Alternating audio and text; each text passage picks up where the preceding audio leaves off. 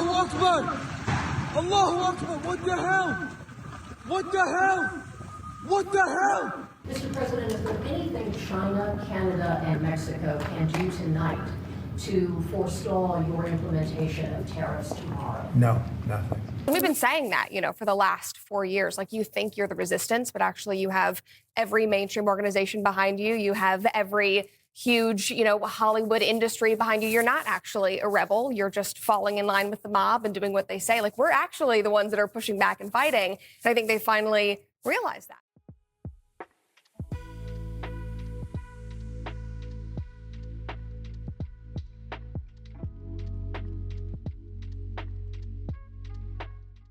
Welcome back to the Kyle McCullers Show. I'm your host, Kyle McCullers, bringing you bold commentary, real analysis, and some much-needed common sense in today's chaotic world. Today's episode is packed with major news and, of course, my sharp takes. So here's what we got on our agenda for today. President Trump hits Mexico, Canada, and China with tariffs effective today, February 1st. What does this mean for our economy, and is it the right move? We also have Kristi Noem weighs in on deporting violent illegal immigrants. Let's break this down and see what she's saying.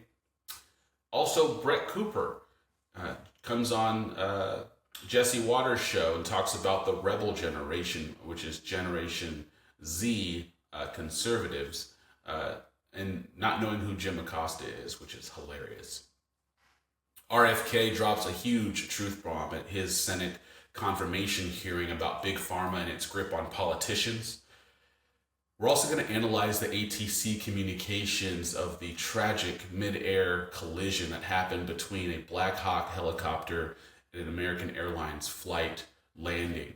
And finally, we're going to touch a little bit about faith and what does it mean to lean and trust in Jesus Christ, which matters more than ever right now with all the tragedy that's happening. So you don't want to miss this one. Grab your coffee, settle in, and let's get to it. Hey guys, we've got breaking news. We're starting with a tragic breaking news story. A medical transport jet carrying 6 people, including a child and her mother, has crashed near Roosevelt Mall in northeast Philadelphia. Reports say that the plane went down shortly after takeoff from northeast Philadelphia airport, leading to a massive explosion that has affected multiple homes. Emergency services responded immediately and the entire city is on high alert. This is absolutely devastating and there's a lot of unanswered questions. What caused the crash? Could this have been prevented? And most importantly, are there any survivors? As more details emerge, I'll keep you updated, but this is another sobering reminder of how fragile life is. And of course, my prayers go out to everyone affected by this tragedy, and we're just really sorry to see, I'm really sorry to see so much tragedy in the last few days in that area, but we will keep you updated on this.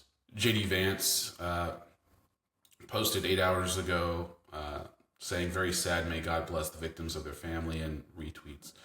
Donald Trump, so sad to see the plane go down in Philadelphia. Our more innocent souls lost, or people are totally engaged, first responders. And this is a Ring video, but I really want to show you this one, which is the actual crash here. La ilaha illallah. That's a plane, bro. That's a plane. You can see it.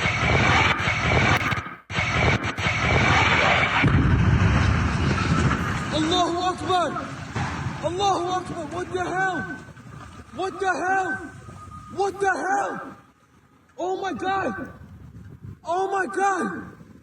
La ilaha illallah. That's a plane, bro. That's a plane. I caught that on camera. Yo! Yo! Allahu Akbar! Yo! Yo! Yo! Yo! Yo! Yo! You can see it on the Ring camera. It comes down right here.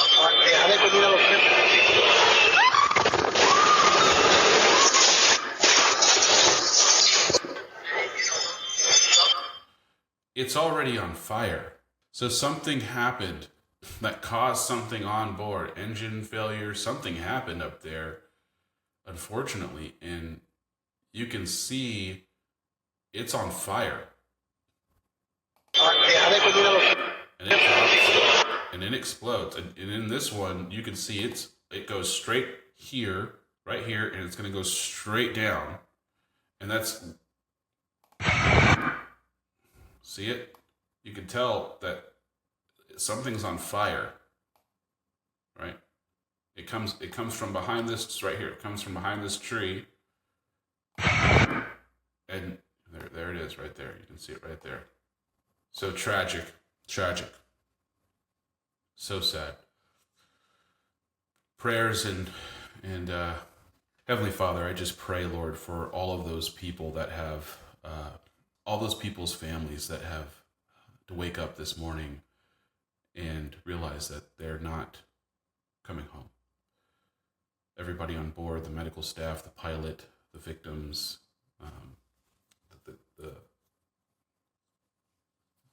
the daughter and the child and I believe the mother. I don't know if it was a daughter or not, but I know that there was a child and I think a mother on board. Lord, we know that you are in control. We know, Lord, that you are merciful, God, and I just ask God for mercy and comfort and peace on the families mourning, God, this morning, God, and I just pray, Lord, that you bring comfort and healing to the hearts and minds and souls of the families that they've left behind. In Christ's name I pray. Amen.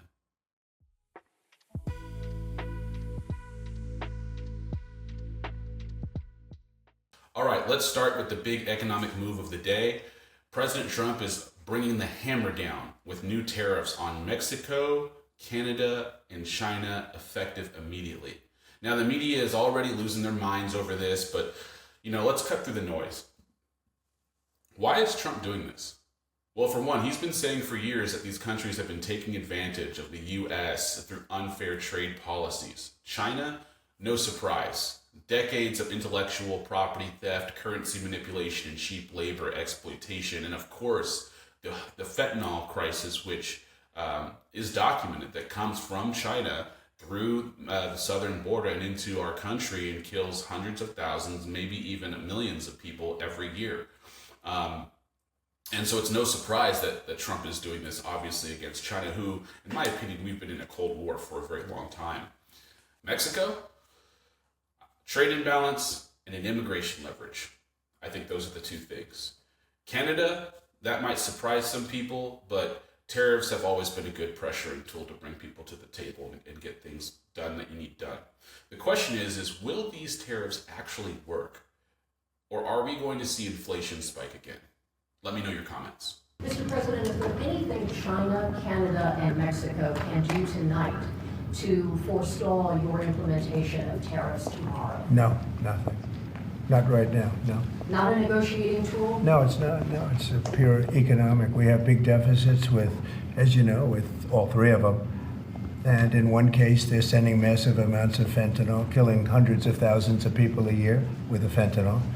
And in the other two cases, they're making it possible for this poison to get in, number one. And number two, we have big deficits, and it's something we're doing. And we'll possibly very substantially increase it or not. We'll see how it is. But it's a lot of money coming to the United States. As you know, we have about a $200 billion deficit with Canada, getting close to $200 billion.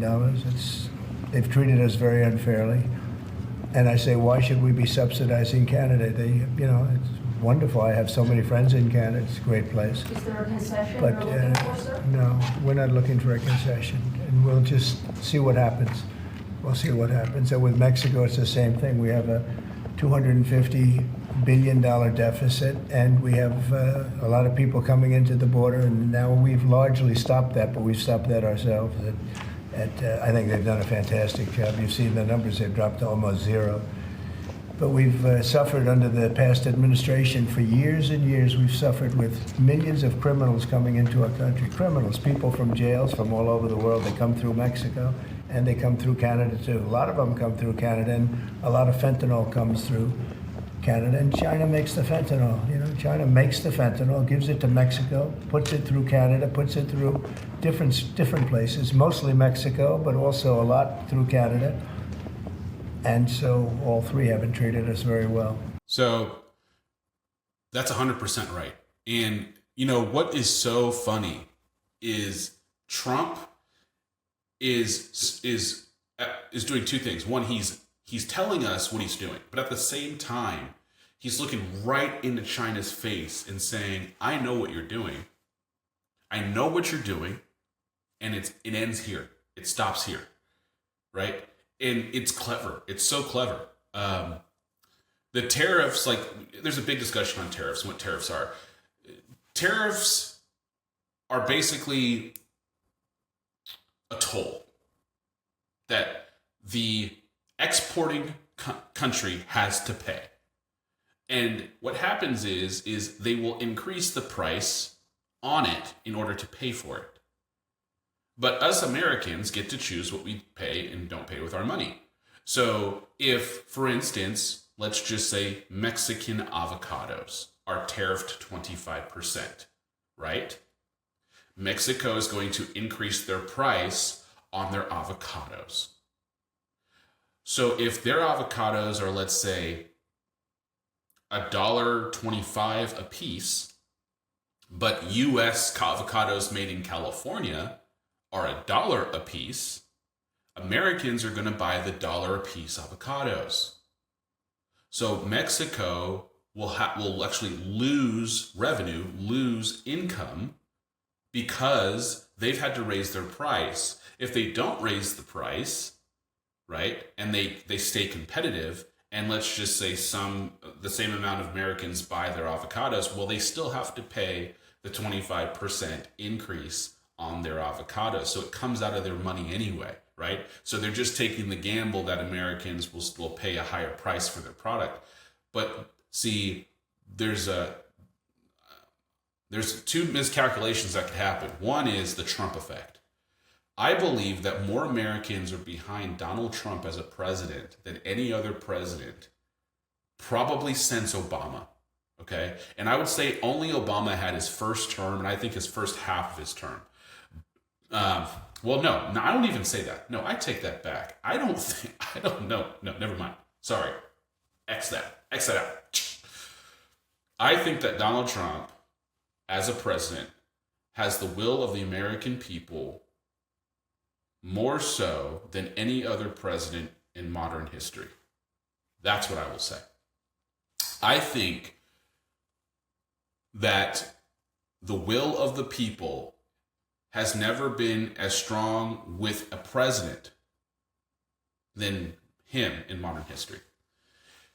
So that's one thing, which means if he's tariffing Mexico and letting you know that there's a $250 billion deficit that we're getting absolutely screwed on by them, Americans are going to follow suit and say, screw Mexico, we're not going to buy their stuff. So that's one. Two is it's a FAFO policy, right? And if you don't know FAFO, look it up. But the point is that Mexico's president has been posturing and she's a leftist, right? She's a far leftist. She's I think she's all in her feelings, and she wants to look like she's the big shot and that she can stand up to Trump. And she's calculating a huge error because it's pride. And when you let pride and ego get in the way of business and policies, you will always fail 100% of the time. And I think that this is a situation where she's out of her league and she doesn't want to look like it is because she's a woman and she's a lefty and she needs to make sure the whole world knows that she means business, and she's going to get taken to the cleaners. And when that happens, it's going to be even worse for her because she's going to have to crawl back and beg Trump and going to have to do whatever he wants. Because if what's going to happen is 25% is going to hurt, especially Mexico. If he increases it to 50 or 100 or 200, it's over. It's over. There's nothing that she can do. So he's turning up the heat slowly but surely. Canada. Just Trump. Remember, Trump mentioned a tariff coming to Canada before he was even taking office. And Trudeau hopped on a flight the same day or next day and ran all the way to Mar-a-Lago. And Trump made a joke about Canada becoming another state. And he made the joke because he's like, if I'm going to pay for your entire country, if I'm going to subsidize your defense, your country, your industries, we're buying cars from you we don't need, we're buying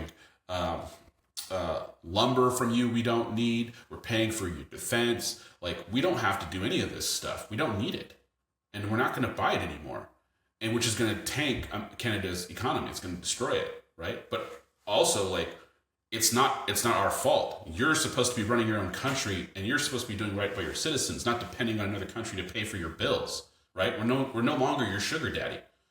And Trudeau got kicked out of office for it, right? They kicked him out of office because he's been running the country terribly for the past, decade or whatever, how long he was running it for. So now Trump's like, yeah, we're putting the tariffs on. The fentanyl's coming in. The illegal immigration's coming in. We're done. We're done taking the BS. We are the number one country in the world. We're definitely the number one country in the hemisphere, and we're no longer taking a back seat to everyone else. So that is America First policy. That's power, and that's position, and that's what America is. And I love that he's not apologetic. Good job, Trump. Good job.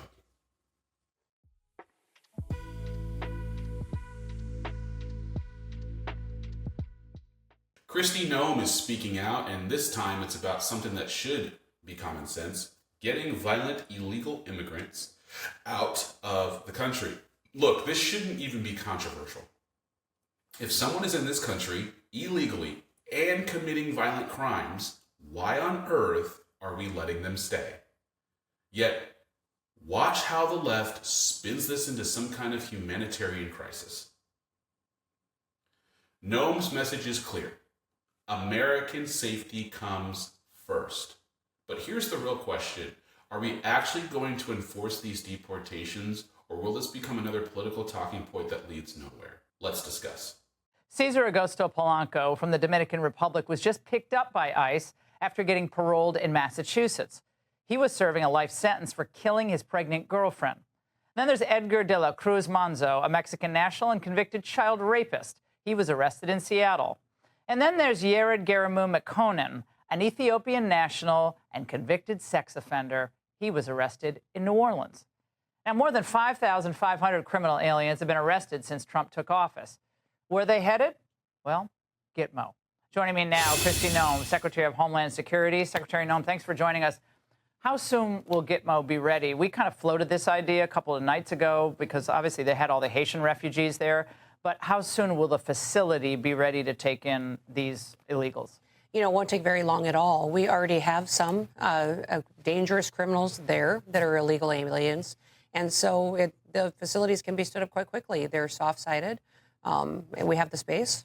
We just got to get to work. What do you think of these officials from blue cities like Minneapolis, St. Paul, that are essentially saying, don't even think about worrying, we got you, to the aliens? Well, they're not taking care of their people. Clearly, we want to come in and help make their streets safer. It was amazing to me the other morning when I was in New York City. It was 5, 6 o'clock in the morning, and the community members were walking past us on the streets and saying, thank you. Thank you for being here. Thank you for getting these folks out of these apartment buildings, these dangerous criminals.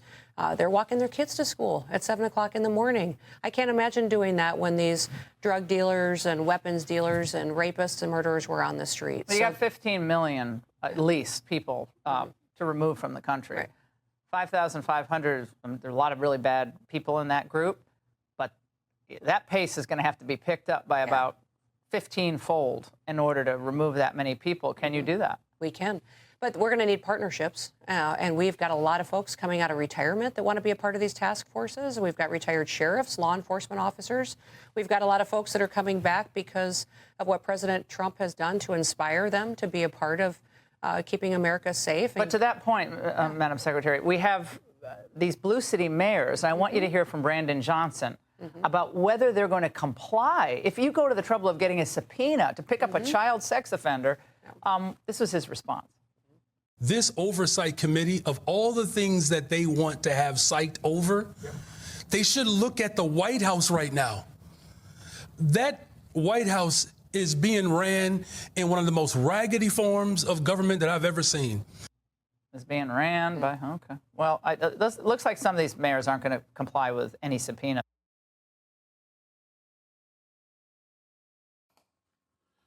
Listen, that mayor in Chicago is a joke. His city, they haven't had right leadership in that city for decades. He is 100% joke. And it's whenever you use ad hominem attacks on your opponent and you have nothing of substance to say, you've already lost the argument. Calling the White House raggedy is not even an argument. You sound like a child. I just had to say that. And President Trump, I believe you said there will be repercussions. Are you all going to follow through, and what are those repercussions going to be?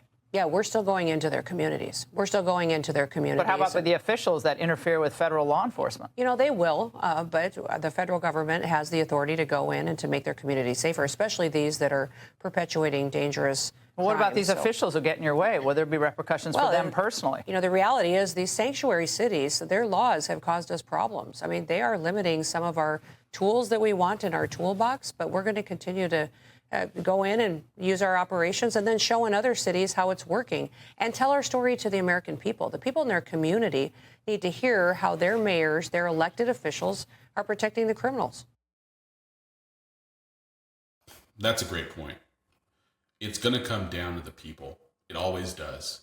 And I know what Laura's trying to say. Laura's trying to say, are you going to, are they going to get arrested? Are they going to have fines? Is there going to be some kind of repercussion that if you're prevented from getting these illegal? And at the end of the day, like, there's not much the federal government can do if the states are sovereign, right? So the federal government just can't come over and just roughshod. They can use every tool that they can. They can cut off funding. They can do a whole bunch of things to the state or to the city, absolutely, which would bring people to the table. But also, it's going to come from, like, if your state is a blue state and you're in a blue city and you're a sanctuary city and everyone around their crime has decreased dramatically, their income has gone up because crime is one of the largest effectors of economic prosperity within a community. Where there is high crime or crime increases, all economic categories plummet, right? So if you're able to decrease crime and people feel safer in their communities and they feel better about where they live, then economic prosperity increases. And where economic prosperity increases, opportunities, education, all that stuff increases. So by eliminating the huge crime threat and getting those communities into a more thriving state, if all of the communities surrounding that area are thriving and yours isn't because you decided to be a sanctuary city and you decided to elect people that care not about your safety but care only about their virtue signaling, you're going to suffer. And it sucks being the person on the outside of the party, watching everybody being happy and free and carefree and you being stuck, being scared to walk your children to school because you still have all these illegal, violent, criminal offenders in your community. So you as the people in these cities have to vote these people out. You have to ask for help. Use all your beans. Social media is huge. You can use an X account. You can use Facebook, Instagram, whatever. You can write to your senator, write to your legislators. It works. And if you need any proof, November 5th is the proof. But will you go after them personally? I'm going to ask for the third time. Will you go after? I mean, I'm asking a question because I expect an answer. Will you go after these individual mayors who are saying essentially they are going to thwart federal authority? You guys have the authority over immigration enforcement. They don't. Listen, Laura, nobody's above the law. Of course we will. But that's up to President Trump. President Trump gives us a direction. I don't sit here and make up a decision on what I do. I follow the law That's my job, is we treat everybody the same in this country now that we have President Trump in the White House, and he's going to give us direction on how we're going to go after these individuals. You were up north. You were in New York. Where are you going next? I was in Vermont today and on the Canadian border talking about some of the challenges that we've had. I think most people are worried that we're going to steal resources from the northern border in order to secure the southern border, and that's not what we're going to do. You're going to seal it all down. Yeah. Yeah, these were great answers from Kristi Noem, and Kristi Noem gets a bad rap because of her book and some other things, but I personally I love Kristi Noem. I think that she's fantastic. She is a staunch conservative. She's very common sense oriented. She's a bulldog. You know, she is someone who is just really focused on the mission, and you know, I think that she has. I think that she has some star power in her. I think she's a good politician. I think that she's good. She's great for the Trump administration, and she's going to do a great job. She is doing a great job. So shout out to Kristi.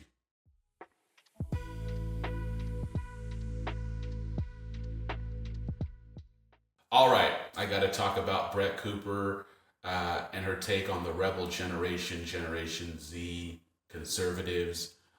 She made a hilarious point about how this generation grew up not knowing at all who Jim Acosta is.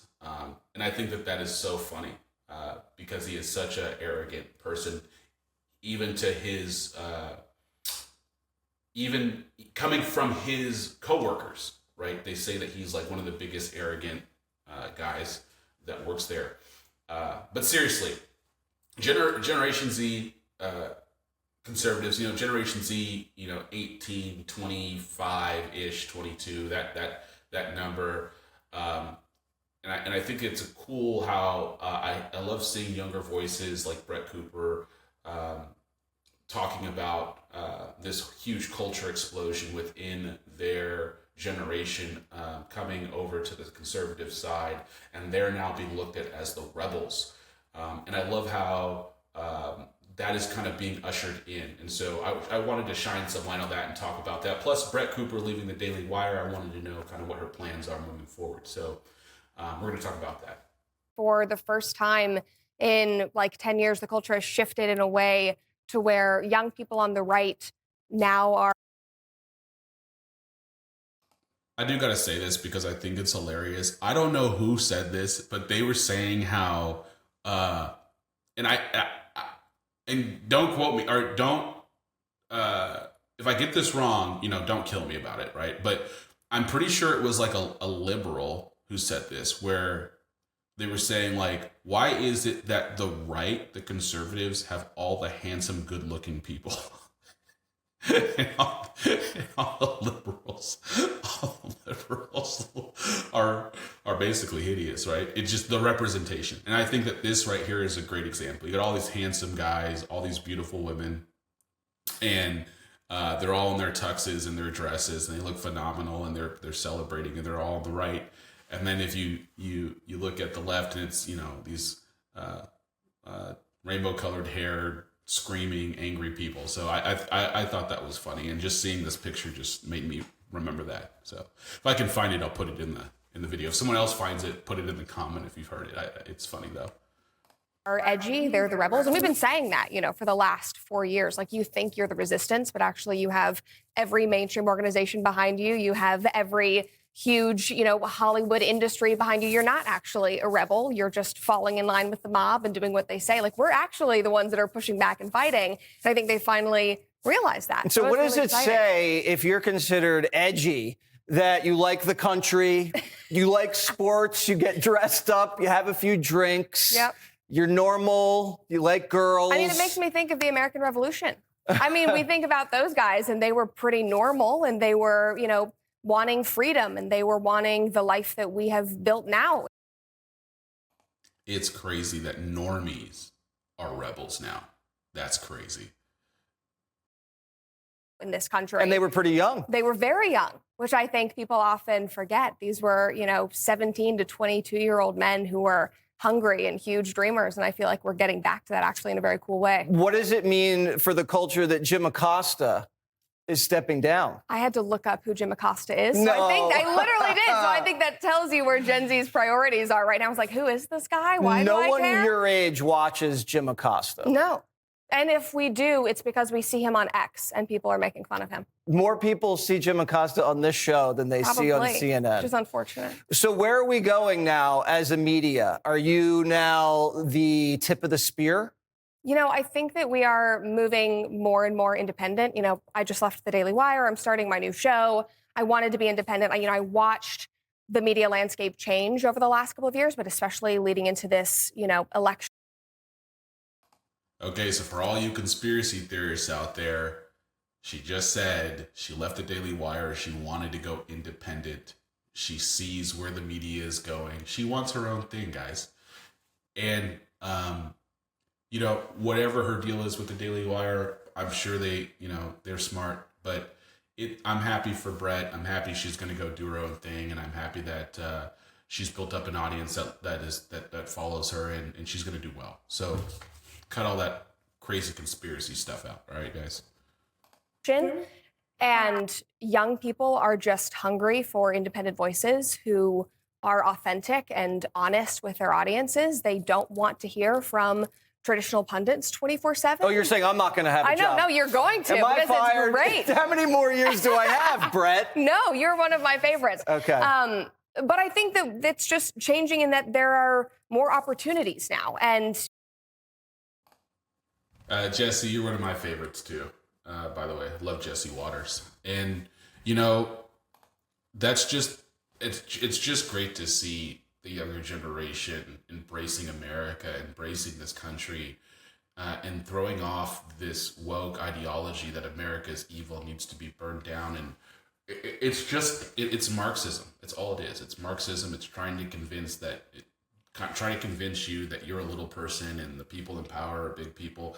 And it doesn't work in America because our representatives are elected by the people. We have the power. We put them in power. And the Constitution thwarts the power for anyone to take it over. You'd have to destroy the Constitution, which is not going to happen, at least in our lifetimes, because it's ingrained in our society. It's ingrained in us as Americans. We would never let that happen. We hate tyranny. I think it's a miscalculation to those bad actors, those evil people in the world that actually think that they can control the world or control the country and manipulate people on a mass scale because they think they're God or gods. It's a miscalculation to not understanding the true nature of the human spirit and the American spirit. So, God bless, the younger generations who are embracing conservatism and are not afraid to stand for traditional American values and of God, country, and family. So just love to see that, and love to see Brett doing her own thing and moving on.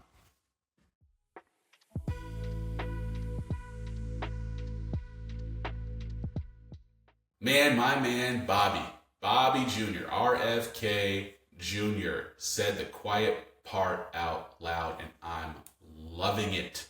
Big Pharma doesn't just influence politicians, it controls them. He's calling out the pharmaceutical industry's iron grip on policy. And let's be real, this isn't some wild conspiracy. These companies have made trillions by keeping Americans unhealthy and dependent on their products. From overprescribing medication to lobbying against natural health solutions, the game is rigged. And RFK Jr., he's one of the few with the guts to call it out. So what happens now? Will anything change after he gets confirmed? If he gets confirmed, or will Big Pharma figure out a way to prevent him and the changes in Washington? Check it out. Healthier. Americans are getting less and less healthy. 70% of pharmaceutical profits globally come from our country, which has 4.2% of the world's population. We're the only country that allows full-scale pharmaceutical ads on TV. And we're all being told you can make yourself, you can eat anything you want, you can smoke anything you want, you can do anything you want, and there'll be a drug to fix you in the end. And it is not a good formula. And our kids are getting sicker and sicker. They're not getting better. Nobody here. I just have to say, he's preaching right now, right? He's 100% correct. You can't eat or drink or smoke or do all the horrible stuff. You can't eat the junk food and the fast food and the candy and the soda pop every day. You can't smoke a pack a day or smoke weed all day. You can't, what did he say? Whatever. You can't do all that stuff and then think that you're going to pop a pill or you're going to take some kind of pharmaceutical drug that's going to erase everything. That doesn't work. Tony Robbins actually, I got to find the clip because I was listening to it the other day, but Tony Robbins said he goes to his events, he'll do stadiums, 20,000 people, and he'll say, raise your hand if you know someone on antidepressant medication, pharmaceutical antidepressant medication. And he says 90% of the hands get raised up. And he says, how many people, keep your hands raised if the people taking these drugs are still depressed.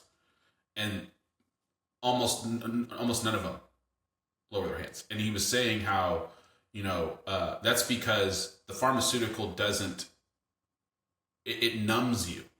It numbs you. He says they actually can increase suicidal thoughts. So it doesn't take care of the root of the depression. It doesn't take care of the root of the problem. And that's the problem with the pharmaceutical companies. The drugs that they create are just ways to inhibit what you feel. It doesn't take care of the root cause. It doesn't heal you. It masks. That's all it does. It's a mask. Ibuprofen, Oxycontin, all these painkillers just inhibit the pain. They don't heal you. And so pharmaceutical companies are not in the business of providing care to heal you. They're in the business of selling you things that you will need forever because it's a moral it's a moral degradation. It's a degradation of morality. The pharmaceutical companies are not doctors. They're for-profit businesses who have figured out a way to sell you drugs legally and have put themselves in a position to where their drugs are the only things that you can get. And then they train the doctors going into medical school to not heal people, but to prescribe people. And I'm going on a soapbox and a tangent because everything Robert Kennedy Jr. is saying right now is facts. And people need to hear it. All the people here who are defending this current system and defending these pharmaceutical industry profits, many of whom are taking huge amounts of money from the pharmaceutical industry, millions of dollars for many of these senators. And none of that, this is not making our country healthier. It's making us sicker. We need to get rid of these conflicts. We need good science and we need good leadership that is able to stand up to these big industries and not bend over for them.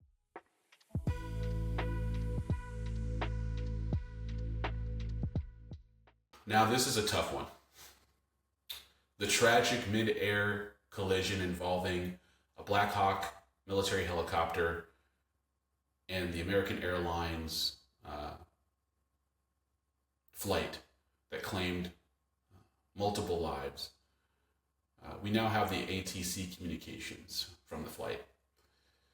And we have a pilot breaking it down. It's chilling.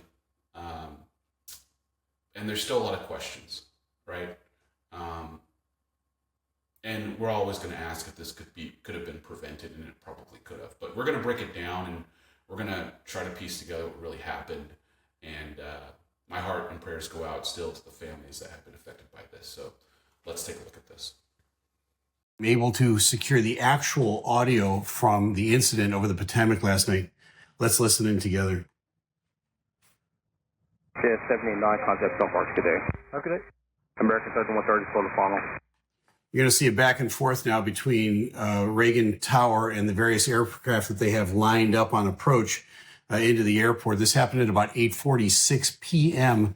Last evening, and you can see there's several airplanes lined up. That's typical coming in about that time of night at Reagan. They're talking to American Airlines 3130.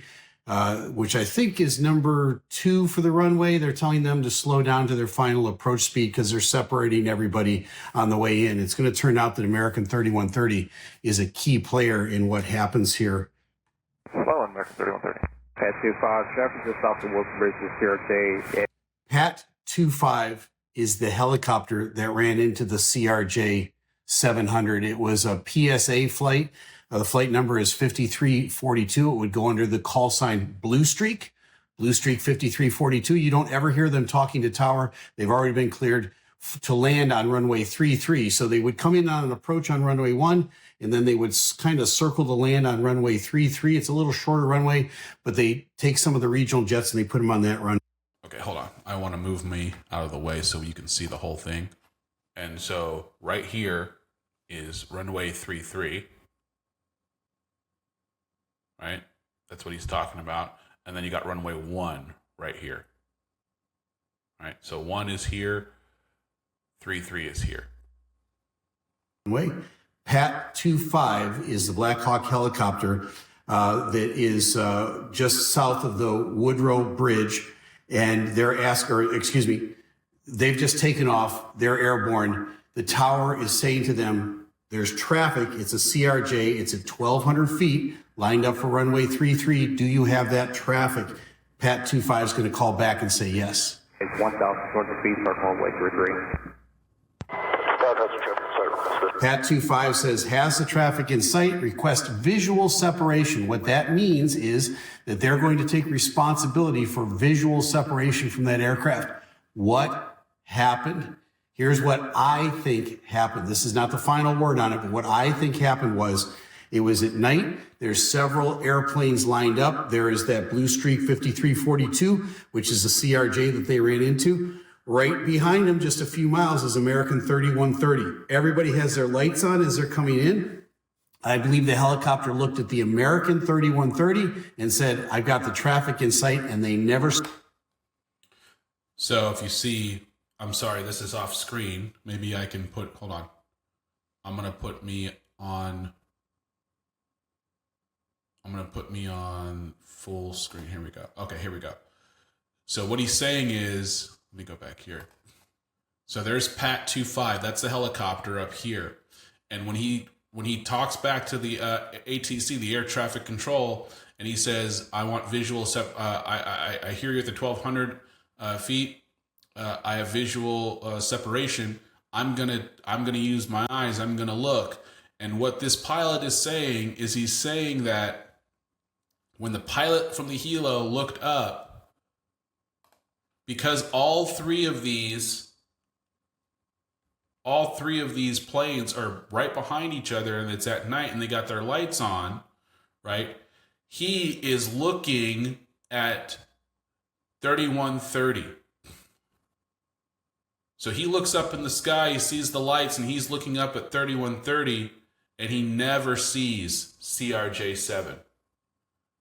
Because now, this is interesting, okay? This is interesting for a couple things, in my opinion. If that theory holds true, and it is a theory, right? But what's interesting to me when he says that is, and I'm not a pilot, so I don't know what other, why this would be, but number one is he calls back and says 1,200 feet. So I'm pretty sure that's what doesn't he call back and say that? He says, Pat has traffic in sight, request visual separation. Okay. So he doesn't call back and say, he does not call back and say that, he does not call back and say 1,200 feet. So maybe he didn't hear that. But also the other thing too is because they're in a line, you would think that you would see the closest one in front of you and you wouldn't see the other two behind. So I think that that's kind of an interesting take to think that, he looked up, he saw 83130, but didn't see the one right in front of him. Right behind him, just a few miles, is American 3130. Everybody has their lights on as they're coming in. I believe the helicopter looked at the American 3130 and said, I've got the traffic in sight, and they never saw the airplane, the CRJ, that was right next to them. That's my conjecture on what happens. Visual separation. dispatch group. American 1630 Tower, runway 1 lock void, traffic direct for runway 33, dispatch 16 off final. So this is typical stuff that's going on in a busy airport. They're lining somebody up to take off. They're saying, pay attention. I'm going to give you an immediate takeoff here. I've got traffic lining up for runway 33. That's the CRJ that got ran into. And he's on a 6 mile final. It might be somebody even behind him, but they're lining everybody up to take off and to land.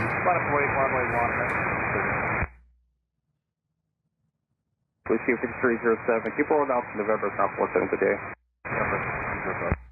You can see at the bottom of your screen there, the CRJ, the Blue Streak 5342, they're beginning to now kind of come out a little bit to line up the runway to land on runway 33. They're not going to go right straight down the river. They got to come out a little bit wider and come in. But remember, Pat 25, which is up here, the helicopter at the middle of your screen, they've already said we accept responsibility for visual separation.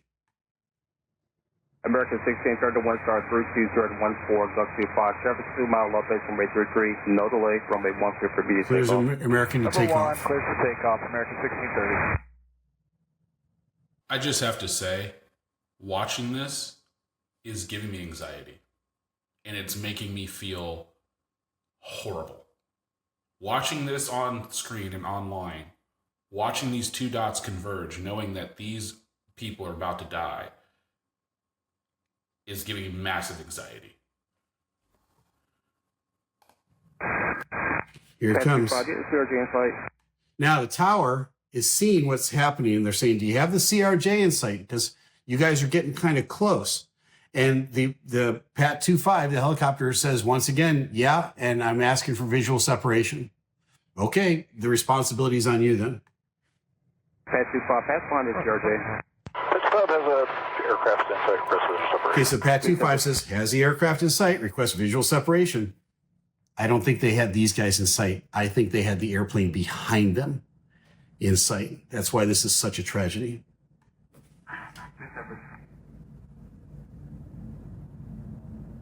American 4782 by Baton, number and visual. American 472, Oscar 1 star 32017. So you hear somebody in the tower go, oh, and they see what just happened. As you can see in your screen here, the collision took place. The tower has seen it happen in real time. They're human beings. They're reacting just like you and I would. The helicopter ran into the CRJ. The CRJ's airspace was their airspace. In front of them, behind them, on both sides of them, it was a responsibility of the helicopter to maintain visual separation. They even told him a couple times, do you got him in sight? Do you got him in sight? He said, yep, got him in sight. I'm accepting responsibility for the separation. And I think just like when you're driving in a car and you look and you see a car behind the one that almost hit you, you see that car and you didn't see the one right here. And when you turn out in front, sometimes there's a collision. It's really tragic. It's just a tragedy. Just a tragedy. Yeah. Well, it's good that we have those communications. I'm going to put his link. I think his name is Captain Steve. I'm going to put his link in the description so you guys can go watch the whole thing. But I don't know. His take might be correct. It might not, but at least we have the air traffic controls communication, and he broke it down for us to understand a little bit about how it works. So I think this sheds a lot of light that it could just be very well just a tragedy and a mistake. But let me know what you think.